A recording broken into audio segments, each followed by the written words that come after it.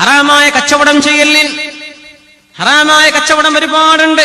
പക്ഷെ നമ്മുടെ നാടുകളിൽ ഇന്ന് ആവശ്യമുള്ള ഒരു വിഷയം LIC, ലൈഫ് ഇൻഷുറൻസ് ഹറാമാണ് മുഅ്മിനെ. ഒരു സംശയമില്ല, ഒരു ഫത്വ ആരോട് ചോദിക്കാനും പോകേണ്ട ആവശ്യമില്ല.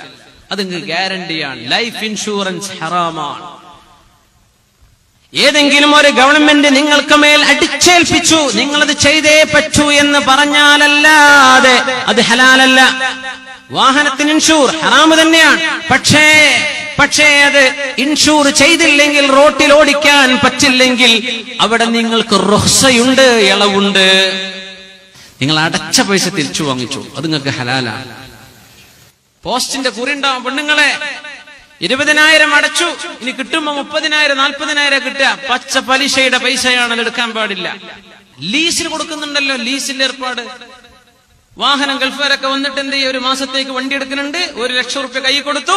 ഇവൻ ഒരു മാസം വാഹനം ഓടിച്ചു, വാഹനം തിരിച്ചു കൊടുത്തു, 1 ലക്ഷം ഇവന് തിരിച്ചു കിട്ടുകയും ചെയ്തു. ഇപ്പൊ എത്രപ്പം ചെലവാക്കിയത് പെട്രോൾ അടിച്ച് മാത്രം. വാഹനത്തിന് വാടകല്ല. എന്റെ വാഹനം പണയം കൊടുത്തു, ആ പൈസ അത് മുതലാളി ഉപയോഗിച്ച് വാഹനം തിരിച്ചെടുത്തപ്പോ ആ പൈസ തിരിച്ചു തന്നു. ഇങ്ങനെ നടക്കുന്നില്ലേ?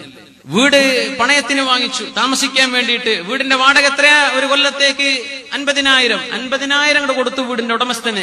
1 കൊല്ലം താമസിച്ച് തിരിച്ചു പോരുമ്പോ ഉടമസ്ഥന് 50,000 കൊണ്ടുപോയി. കുല്ലു ഖർളിൻ ജലബ മൻഫഅതൻ ഫഹുവ റിബൻ. ഏതെങ്കിലും ഒരു കടം കൊടുക്കൽ, ആ കടത്തിന്റെ പിന്നാലെ ഒരു ഉപകാരം അതിന്റെ കൂടെ വരുന്നുണ്ടെങ്കിൽ അത് പലിശയാണെന്ന് ഫുഖഹാ പറഞ്ഞിട്ടില്ലേ? പലിശയുടെ ഏർപ്പാടാണത്, പലിശയാണത്, പാടില്ല. കുല്ലു ഖർളിൻ ജലബ മൻഫഅതൻ ഫഹുവ റിബൻ, അത് പലിശയാണ്. ഏർപ്പാടൊക്കെ ഉണ്ടെങ്കിൽ നിർത്തിക്കോളിൻ. അഫല്ലാഹു അമ്മാ സലഫ്, കഴിഞ്ഞു പോയത് അല്ലാഹു നമുക്ക് പുറത്തു തരട്ടെ. ഇവിടുന്ന് അങ്ങോട്ട് ഇനി ചെയ്യല്ലേ. ലൈഫ് ഇൻഷുറൻസ് വേണ്ട മുഅ്മിനെ, ഹറാമാണത്.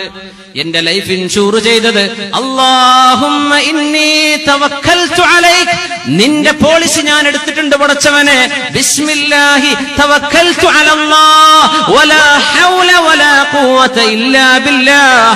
ഒരു ഇൻഷുറൻസുകാരനും നിങ്ങളുടെ ശരീരത്തിന്റെ സംരക്ഷണം ഏറ്റെടുക്കാൻ പറ്റുമോ? ഒരു ഇൻഷുറൻസുകാരന് നിങ്ങൾക്ക് സംരക്ഷണം വാഗ്ദത്തം ചെയ്യാൻ പറ്റുമോ?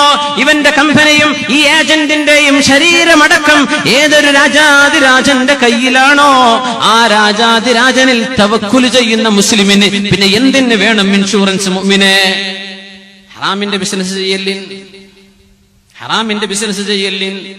അല്ലാഹു നമുക്ക് ബോധം തരട്ടെ. അല്ലാഹു ഹറാമുകളിൽ ചെന്ന് ചാടാതെ അല്ലാഹു നമ്മെ കാത്തുരക്ഷിക്കട്ടെ.